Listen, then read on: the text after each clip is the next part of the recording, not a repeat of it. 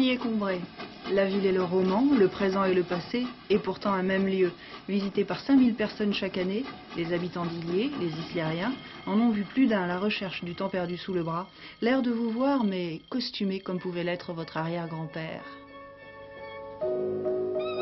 Combray, de loin, à 10 lieues à la ronde, vu du chemin de fer quand nous y arrivions la dernière semaine avant Pâques, ce n'était qu'une église résumant la ville, la représentant, parlant d'elle et pour elle au lointain, et, quand on s'approchait, tenant serré autour de sa haute mante sombre, en plein champ, contre le vent, comme une pastoure ses brebis, le dos laineux et gris des maisons rassemblées, qu'un reste de rempart du Moyen-Âge, cerné çà et là, d'un trait aussi parfaitement circulaire qu'une petite ville dans un tableau du primitif.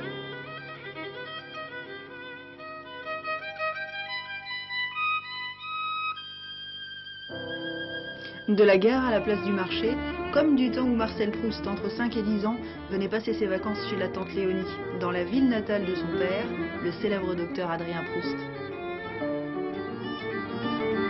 Né d'un milieu modeste, les Proust vendaient des cierges dans cette maison. Et l'oncle Améo tenait ici une épicerie. À l'habiter, Illiers était un peu triste.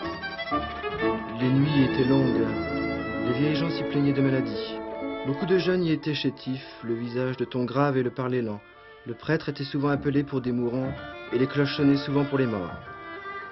Et pourtant, l'enfant délivré de sa cage parisienne dorée et contraignante trouvait du charme, même à la chambre de la tante Léonie. Atteinte d'un cancer, avec à portée de main tout ce qu'il fallait pour suivre de son lit les offices et son régime, pour ne manquer l'heure ni de la pepsine ni des vêpres.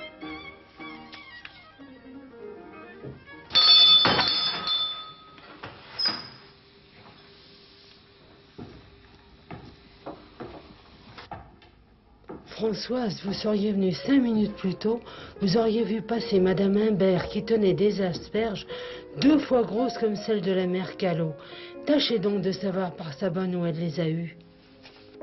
Et tandis que tante Léonie commente avec Françoise, la gouvernante, la chronique quotidienne mais immémoriale de Combray, les filles de cuisine préparent les ingrédients d'une alchimie savante, mystérieuse mais aussi cruelle, celle de l'art culinaire, semblable à l'élaboration d'un roman, auquel on goûte avec délice.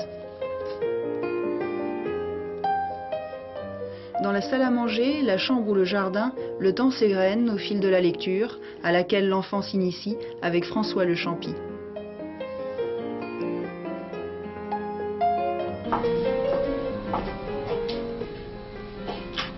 L'enfant fragile, passionnément épris de sa mère, parfois distrait par la lanterne magique, mais inconsolable lorsque, retenue par la visite de Monsieur Swann, elle n'est pas venue l'embrasser dans sa chambre.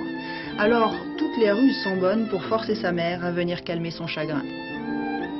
Maman passa cette nuit-là dans ma chambre, au moment où je venais de commettre une faute telle que je m'attendais à être obligé de quitter la maison. Mes parents m'accordaient plus que je n'ai jamais obtenu d'eux comme récompense d'une belle action.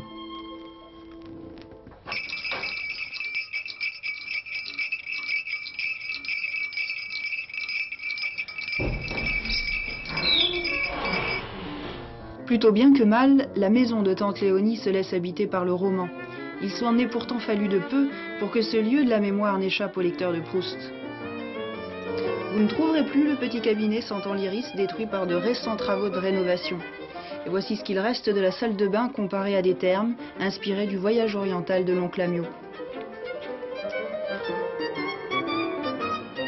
Vous pouvez toujours, si le cœur vous en dit, tremper votre madeleine dans la tasse de thé, mais l'effet n'est pas garanti.